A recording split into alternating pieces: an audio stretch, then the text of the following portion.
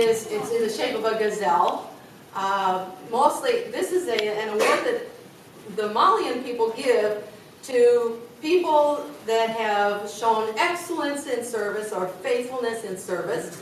And so I want to present this to the church, just to thank you for your faithfulness in service and excellence in service.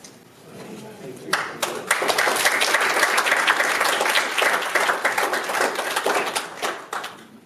Okay, no pictures, just pictures back there. I really appreciate the songs that we sang tonight, and I appreciate Grandpa's Quiver group. Dick and I, we're the same age. Amen. Yeah, we were just born a couple months apart, and like he said, we grew up together. And so Dick and Susie and Danny, but then I got to know Dee a little bit when she married Dick. So, but we go way back years and years. But it's always been a joy to be able to go back that far in memories, to remember the times that we did get together at Grandpa's house, and that we grew up learning those old songs and singing along with them guys. And it was really great doing that. I think that is something that so often we miss these days. People are just so busy. Families are just going here and there and everywhere. And we just don't take time to do that. The other night I was sitting and we were listening to some music, and I told my mom, I said, I can just smell those cinnamon rolls baking in the oven. Because Grandma used to be baking the cinnamon rolls when we were singing, and I could just remember that. I just had that smell was just coming through there. Gave me the urge to make cinnamon rolls. Anyway, back to the subject at hand now. Okay, an update. First of all the churches in Mali, the Malian churches, send their greetings and they send their thanks to all of you who have prayed so faithfully for them and for me. And they thank you for supporting me and sending me out to Mali to be with them. They take this very seriously. Sometimes we kind of laugh it off, but they take it very seriously. They are in a battle in Mali. The country is 90% Muslim. And there is a lot of unrest in that country right now. Mostly it's the terrorists, what you call ISIS over here. They are alive and well and really operating very well in Mali. They don't, I shouldn't say they don't openly persecute a lot of the Christians. However, there is the danger that as terrorists, they will come in and just shoot up a whole village just for spite. Be it Christian or Muslim, they don't care. They'll just go in and they'll just start shooting. We've had a couple of instances in the last few years where they've gone in the capital city and started shooting up in the hotels and things like that, and at restaurants. So there is always that threat, but our Christians are very brave and they're very courageous, and they have a lot of faith because they keep on. In 2012, they evacuated from the north, from the Timbuktu and Gao area, because the government fell. They had a coup, and the Islamists moved in, the extremists moved in, and they started conducting Sharia law, and so they moved down to Bamako. But after things settled down, there was still the threat, but the UN had them pushed back a ways into the desert and such. They did move back. Our northerners moved back, the most of them did. But it's still a threat to them. At any minute, it could change. So they live with that thought in their minds that any minute now, somebody could just break in and start shooting up the church. So they really appreciate your prayers. They really appreciate your prayers. So continue to pray for them, because even in the capital city, I don't know why, but for the last couple of weeks I've gotten embassy warnings that there have been demonstrations in the middle of town, in the center of the big city there, There have been demonstrations, but the demonstration, I don't know what for, but when I left a few months back, they were upset with the president, and it sounded like they wanted to get him out. So we're praying, and please pray, continue to pray for the country of Mali, that they don't have another coup. If they have another coup, it could be the end of the government as it is now. Right now we're a democracy, and if they have another coup, it would be just so easy for the Islamic extremists to take over and turn it into an Islamic state. So keep praying for them, pray for the government, and for the country of Mali.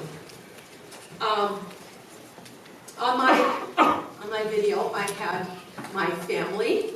I have two families. I have a family in Mali, and I have a family here. My family in Mali consists of my adopted daughter Leah and her husband Talfi, and now we have Eliashib that is almost 4 years old, and we have a little girl, Jacqueline, and she just had her birthday in March. And then we have little Faye living with us. And then we have, let's see, that's how many, 5? And I'm 6, so we got another 6 people, I guess, living in the house with us.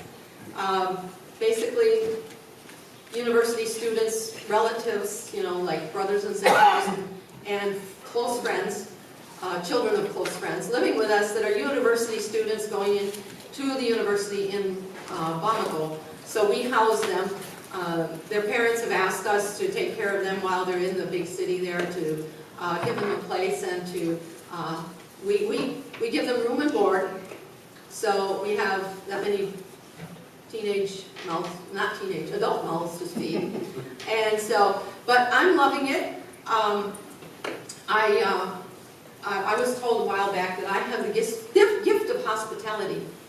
And so I really love to have people come and stay, and I love to just dote on them like a grandma. And so that's basically my big ministry, is being a grandma in the house. I've also, since 2000, since the last time I was here, when I went back, I was told that I couldn't go out to the bush for 3 weeks and stay out there like I had been doing, that I had to make it to sporadic visits, and I couldn't stay more than 1 or 2 nights. So I said, I was crushed. And I thought, what am I going to do now? People back in the United States are counting on me being a missionary, and here I am just sitting here. And so the director's wife, she says, but Faye, there are ministry opportunities here in the big city. And I said, really? Like what? Well, she says there is a preschool at the church. The church in Bamako started a preschool as an outreach, and they target the low-income families, and they do just preschool, 3 to 5 years old, and they have kids. They target these kids in the neighborhood, and then it's an outreach for them, for the church, to go out and do these visits. They do house visits, home visits, to see how everybody's doing, and they help out as much as they can. They help out if there's a medical need, or if there's a funeral, or something like that. Or sometimes it's just that they don't have enough food for the day. So we reach out that way from the Bamako church to the outlying community, and we take care of their children and teach their children how to read and write and things that they wouldn't get until they get to 1st grade. And then when they get to 1st grade, they don't know French, they don't know how to form their alphabet or their numbers, and they don't know their colors and things like that. So they end up repeating 1st grade maybe 2 or 3 times before they get it. And that sets them back in school. So we're doing them a service by teaching their children these things. Plus we have a Bible story day, and we use a lot of the preschool kid songs from the church when we sing. So they're learning, and they're hearing about God and about Jesus. And then we have our teachers. Our teachers are kind of like grandmas or moms or grandmas, and they just love to love on these little guys. Amen. And so I got involved in that because I like to do crafts, and they were looking for a craft lady. So I did that, and then they kind of worked me into some of the rest of the programs. So, but then this last year, I was able to plug myself into English as a second language, teaching English to the Bible school students and to the seminary students. So I was kind of really busy, and I got to still go out and do medical in the bush on weekends. So, and I loved it. It was nice. I just like to be active. They're asking me to come back and do it again, the English at the seminary. So I have a very unique, what do you call that, approach to learning English, and they like it. So, and they all want to learn the American accent. And I'm like, well, I really don't know English that well, but I will talk to you in English and you can pick up my accent, but it's not really, it's a Midwestern accent. So if they come to Wisconsin, they'll have a good accent. Go to New York and you're lost. So anyways, but that's basically what I've been doing. Joseph's Barn continues. I do have a church that supports this Joseph's Barn, which is a grain distribution once a year. And each year we do manage to get about between 5 and 6 tons of grain to distribute. We buy it in like January, February, and we distribute it in July and August when the fields are being planted, but they don't have grain to grind up for doing flour and things like that and then grain is their staple food out there in the bush. So that's what we do. And we also are involved in a well drilling adventure. The last couple of years now we had a well drilled. One of my churches put up the money to drill a well in Bankmana,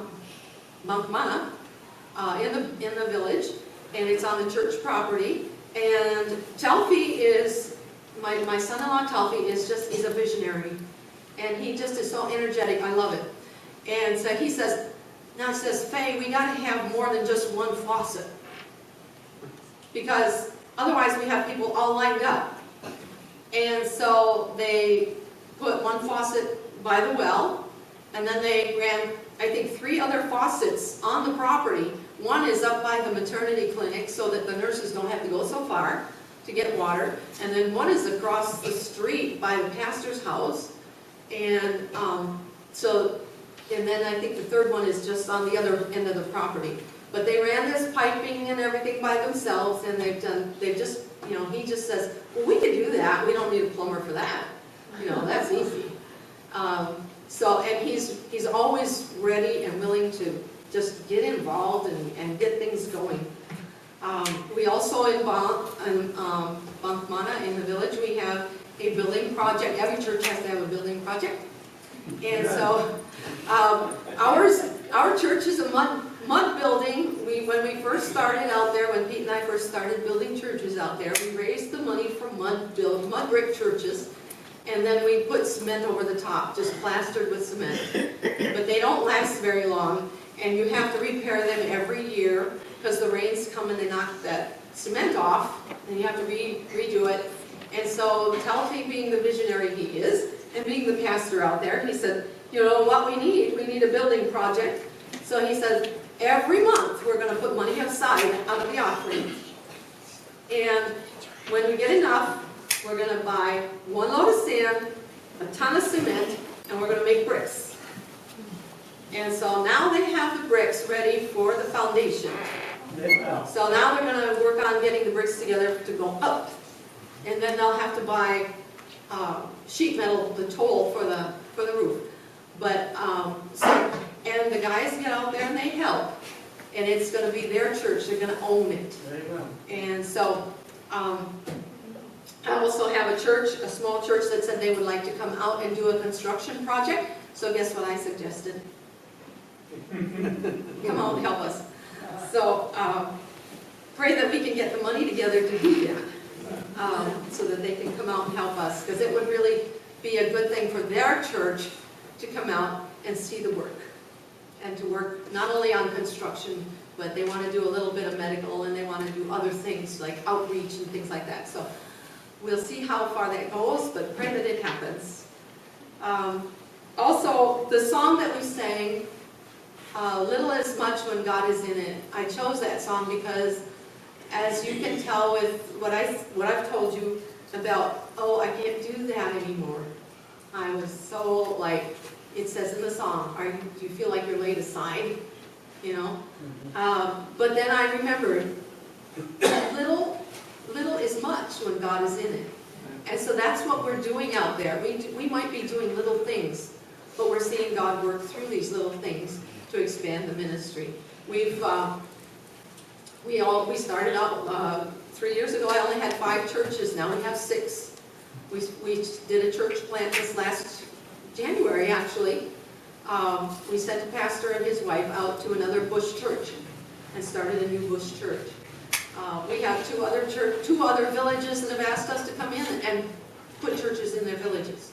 So things are there, they're in place, but now we've got students, we've got men in Bible school that one of them just finished in April, and he's been installed in one of our bush churches, and we've got another couple and 2 other young men that are in the Bible school right now, and it's a 5-year program.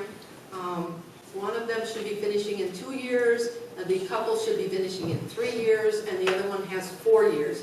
So as they finish up, we're hoping that we can get them into some bush churches, and that we will have pastors for those churches, and we can go forward.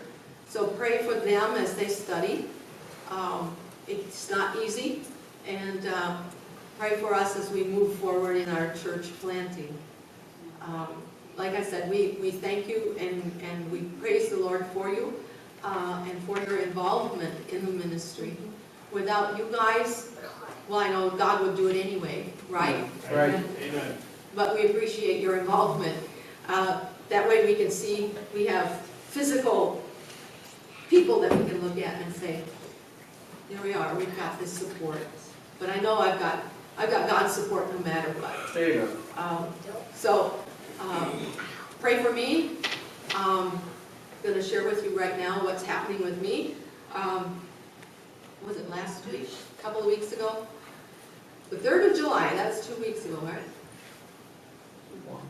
Almost. The 3rd of July, I had a doctor's appointment. And I was told I had blood work, I had EKG, I had all these things, because I hadn't been to the doctor for 6 years. And so she says, oh, let's work up a whole bunch of stuff. So I said, okay, let's get a thorough one. And she says, oh, you have the health of a 30-year-old. And I said, praise the Lord. Amen. But you always have to wait for the but. You have bone on your right hip. So, and I said, oh, I knew that. I could feel it. Yeah.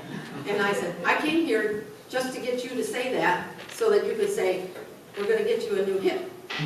So we're going to get a hip replacement. So pray for me that I can get it done, and it'll fit into my busy schedule. And pray that it won't, like sideline me too much, because I just don't sit well. And then I can have it done and get recuperated and everything and be ready to go back to Mali at the end of October. So, but once again, thank you very much. Are there any questions? Yeah. Any questions? When is that scheduled? Do you know? Do they have a schedule? I don't have, the 24th, I go in to the orthopedic surgeon to have him tell me when I can schedule it. And you want to go back to Mali Oh yeah, I'm gonna October? go back to work. In October? Huh? In October? In October. I tell people, yeah, I just think I've got the health of a 30-year-old. I'm going to get a new hip. I'll be able to chase them grandchildren everywhere. Yeah, this will be great. So, yes. You're talking about there was medical needs, so you have nurses or doctors in that area that go in with you, or? My daughter is a certified nurse. She just finished. She just got her diploma for nursing. And so she is the one that actually does the consultations. And then we also do wound care. We do wound care, and I'm kind of like the pharmacist. I just kind of let her take over. I'm working my way out of a job. Every missionary should be doing that. So I'm kind of trying to work my way out of a job, except for being grandma. I'm not going to work my way out of that one. I like it too much. But, so she's taking over and actually running now, is running the medical as far as, and her husband is helping schedule them, the times that we go out. And he goes with her, he does the wound care, and then I just give out the medicine. So that's our basic team. Unless we do an evangelism outreach, we try to do one evangelism outreach at least once a year. We'd like to do it at least 3 times a year. Where we, excuse me, I had a good lunch. We like to do it 3 times. We would like to do it 3 times a year. When we go out, we target 5 villages or 6 villages, and we do them all within a week. And then at each village that we do medical, we go back that evening, or we stay until that evening, and we show the Jesus film. So, and that's then Telfie. He has I think you'll see it on those pictures back there. He's got a big, what do you call them things? A paper flip chart. There you go. He's got a big flip chart, and while everybody's waiting to be seen at these clinics that we go to, he's out there in the waiting area, and he's talking to the people and explaining the plan of salvation. So we do different kinds of things for different villages, but there's a lot of them that are asking, when are you coming back? We want to see that film again. So, and then, like I said, we'd like to schedule, we would like to schedule 3 a year. Finances are a little low, and so we do schedule 1 a year and do at least 1. So, but otherwise it's just going in 1 at a time here and there, in these smaller villages, 1 at a time, and just doing the medical. And then he talks. If the majority of the people are Muslim, how do you get into the villages without having, them come and perhaps attack you or tell you to leave?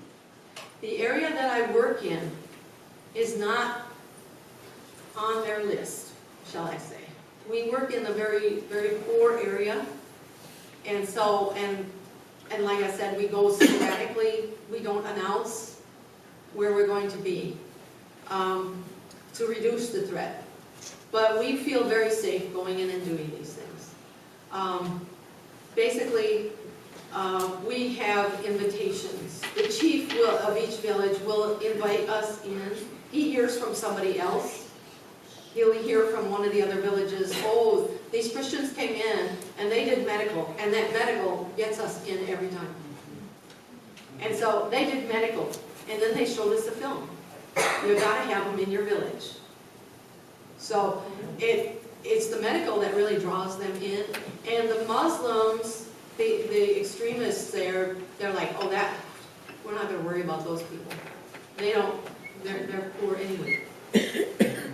So, so we have pretty much an open, what do you call it? Open door. Thank you. I have a hard time thinking. Me too. I mean, sometimes I just can't think of the word in English, and it's in French, it's in They get so muddled up. Yes? So who told you you couldn't go into the bush? The government or the missionary board or? Well, we have a missionary field council, and we have the people that live in the bush.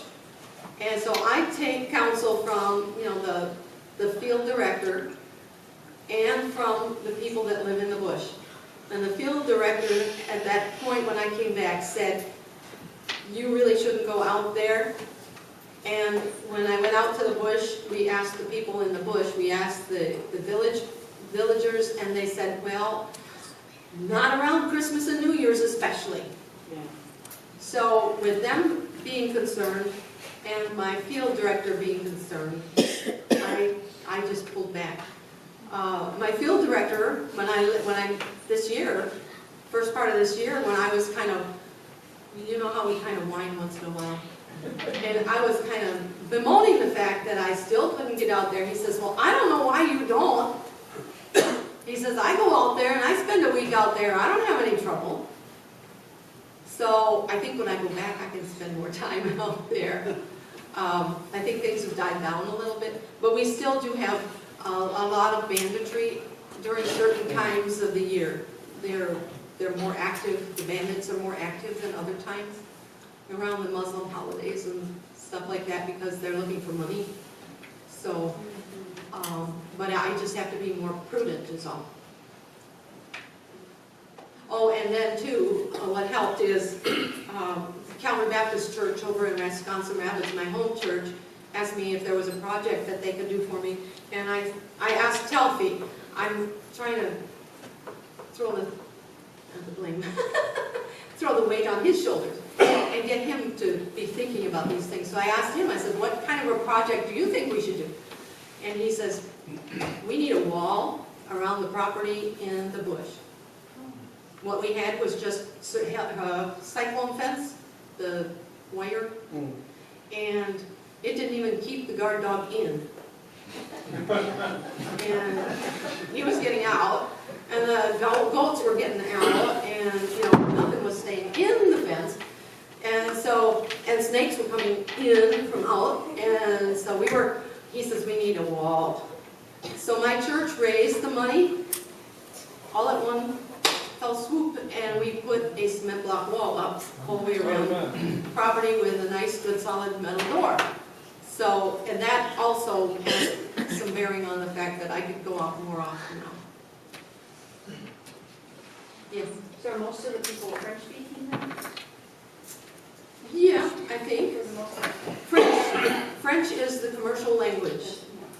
And then you have all the little tribal languages.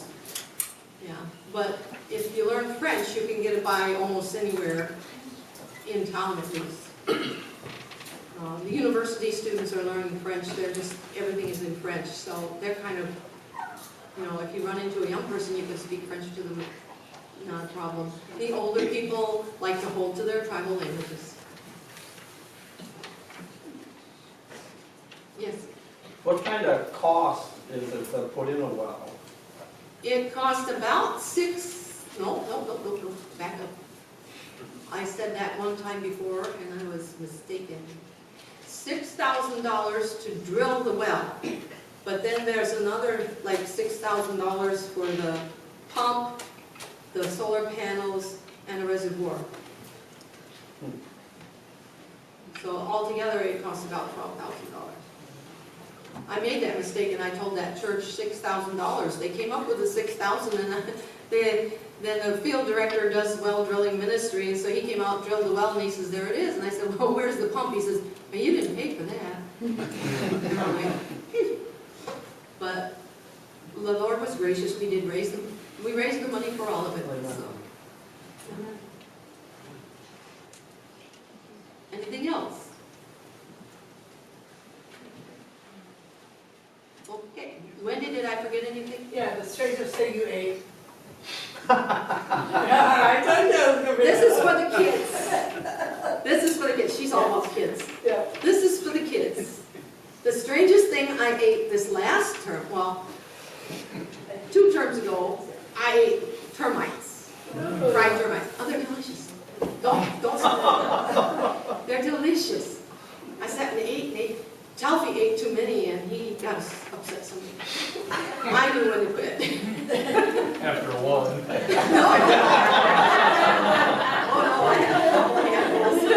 had a couple of handfuls. They were really good. And so this time I said, I gotta think of something really weird to eat before I go back.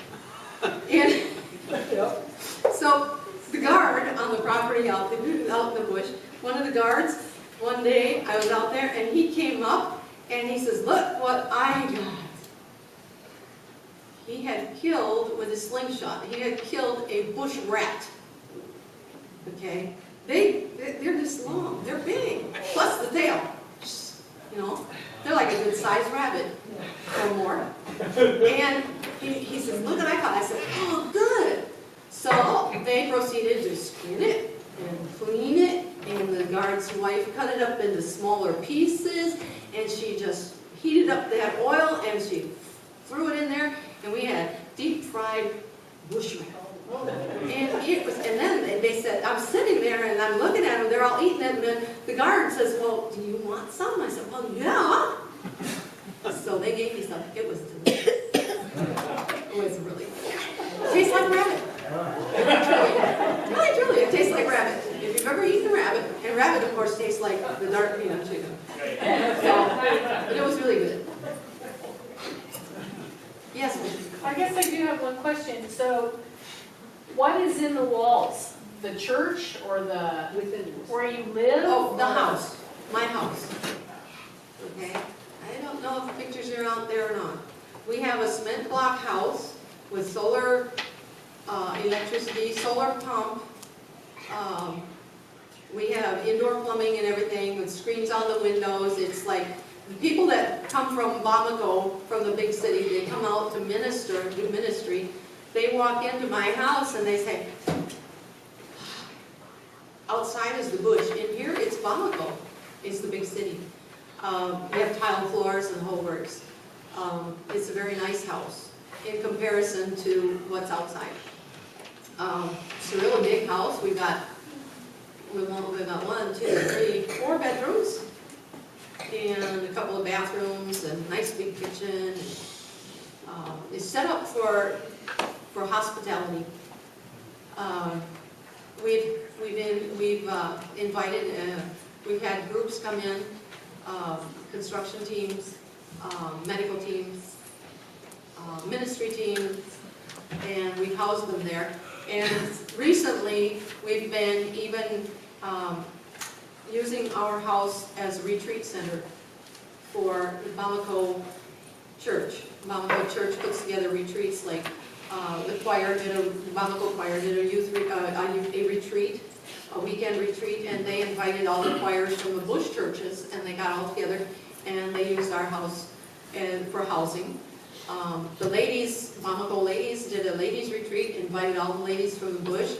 They all met out there, and we housed the ladies. Some of the ladies were housed in our house, things like that. So our house is being used even though I'm not there, and that makes me very happy. Amen. I'm so glad that it's not just sitting empty, that it's being used. Discipleship. Oh, Discipleship Camp. Yes, thank you. You have my notes. I couldn't find No, that's too many times. We do have a discipleship camp. I'm sure if you get my newsletters, you know about the discipleship camp. This year, we had 256 people in attendance. We hold the camp at Ndarla, at one of the villages, where they have a Christian school, and they have the facilities for it. We had 256 people there.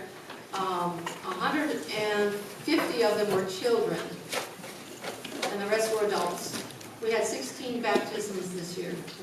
We had 3 salvation decisions. 2 of them were children, 1 was an adult. Amen. They do this every year, and we call it a discipleship camp because we tackle issues that are very important for these young church plants to be educated, to know what they are supposed to be doing as churches and as Christians. Yes? You were talking about snakes, Yeah? cobras, or? Yes. Boa constrictors, pythons, cobras, vipers, mambas, all those nice ones that have such pretty names, and they look so pretty. One of them came right up to my back door at my house, and Leah just about had a bird. She was outside, it was nighttime, she came around the corner of the storage area, and she got right up close to the house, and she stopped, and I was in the house. And so she stopped, and she started yelling, "Sa! Sa!" And I'm like, "Sa! That means snake in Bambara." So I went to the back door, and she goes, "Don't open the door! The snake is at the door." And she called the guard. She started hollering in Bambara, and the guard came running. And he had a shovel or something. And my gardening hose was running right across there. He didn't put it away. And so he went, I said, "Don't cut my hose." And Leah, she says, "How dare you? That man is out there risking his life with that serpent. And you're worried about your hose." Oh, our priorities are so different.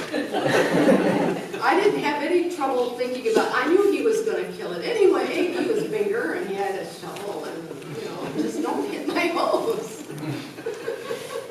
Can't replace my hose. So, but yes, we have a tractor out there and we found python skin in each shed.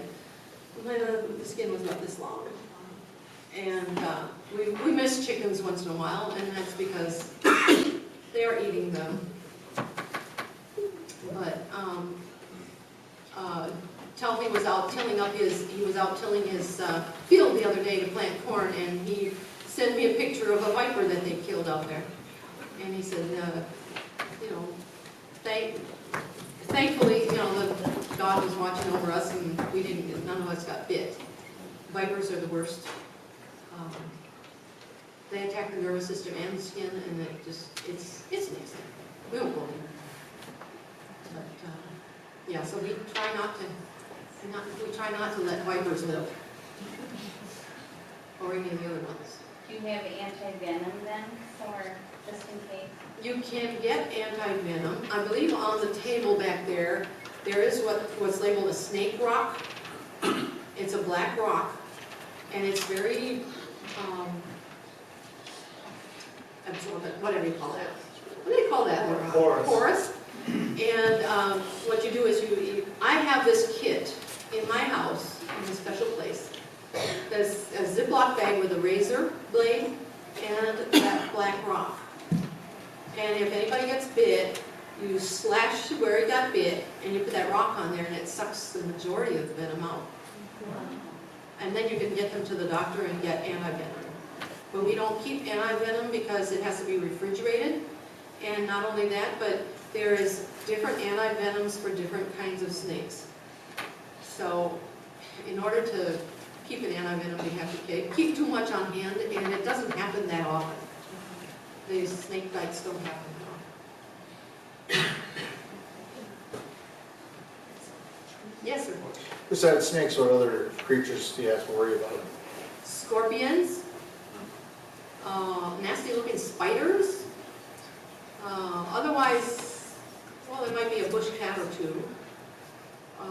Otherwise, there was a famine about 25 years ago, there was a famine, and they have not yet recovered from that.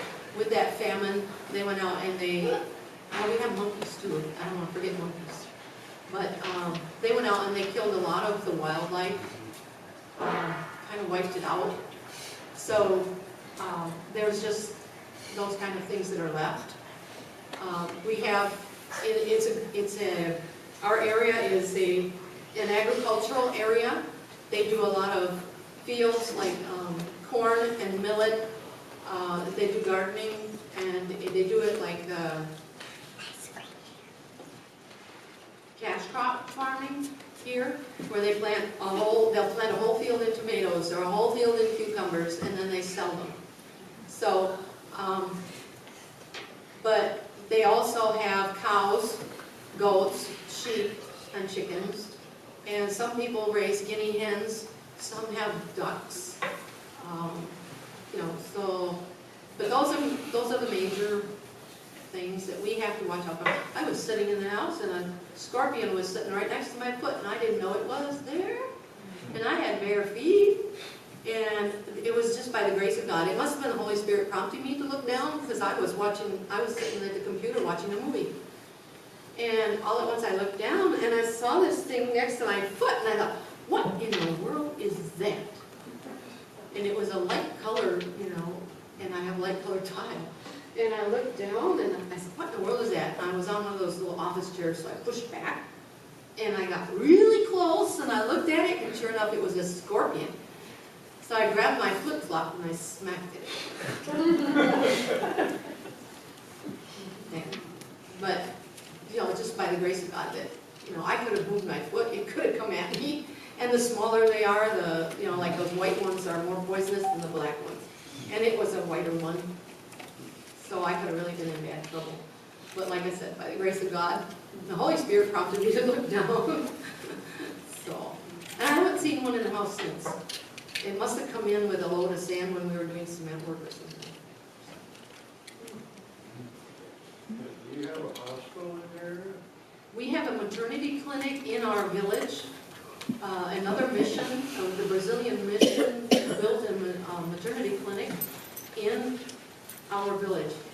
It's not a really well-stocked one, but we do have, like bandaging materials and medicines for what most people end up with there at the clinic.